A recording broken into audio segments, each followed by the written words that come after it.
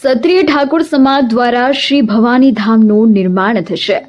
650થી વધુ ગ્રામ સભાઓ અને 3 યાત્રાઓ સહિત 2011થી કરવામાં આવી રહેલા અવિરત પ્રયત્નો બાદ શ્રી ભવાની ધામનું નિર્માણ થવા જઈ રહ્યું છે।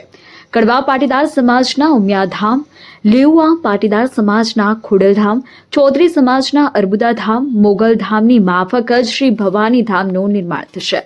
આગામી 18મી જાન્યુઆરીએ શ્રી ભવાની ધામના સંકલ્પ સાથે ખેરાલુના મલિકપુર ખાતે રામાપીર મંદિરથી અંબાજી સુધીની સંકલ્પ યાત્રા નીકળશે। સંકલ્પ યાત્રામાં 1008 ગાડીઓના કાફલા સાથે અને મોટી સંખ્યામાં ક્ષત્રિય ઠાકોર સમાજના લોકો જોડાશે। શ્રી ભવાની ધામ સંકુલનો મુખ્ય ઉદ્દેશ ધાર્મિક પૂરતો સીમિત નહીં રહેતા શિક્ષણ ક્ષેત્રે સમાજનું ઉત્થાન કરવાનો પણ રહેશે।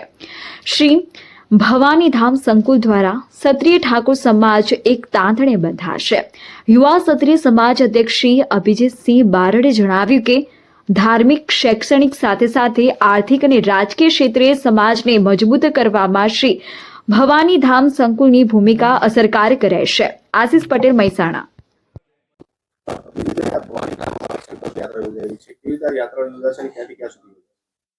શ્રી ભવાની ધામ સંકલ્પ યાત્રા ખેરાલુના મલેકપુર રામદેવ પીર મહારાજના મંદિરેથી 1008 ગાડીઓના જંગી કાફલા સાથે માં અંબાજીના ધામમાં જશે અને ક્ષત્રિય ઠાકોર સમાજની આસ્થાનું ધામ એક સંસ્થાનું નિર્માણ થાય એ માટે સંકલ્પ લઈ અને ત્યાં અંબાજીમાં સભા યોજશે।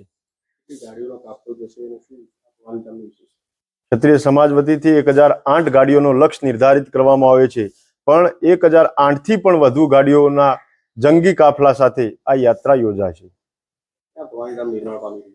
એ સ્થળ અને ભૂમિપૂજનની તારીખ પણ ટૂંકા ગાળાની અંદર આપ મીડિયા મિત્રોના માધ્યમથી અને જાહેર સભાના પ્લેટફોર્મ પરથી એની પણ સ્પષ્ટીકરણ અને જાહેરાતો કરીશું। પણ હાલ પૂરતા આ ભવાની ધામ સંકલ્પ યાત્રા યોજી અને સમાજમાં એક ચેતના અને ઉર્જા લાવવા માટે કાર્યરત છીએ।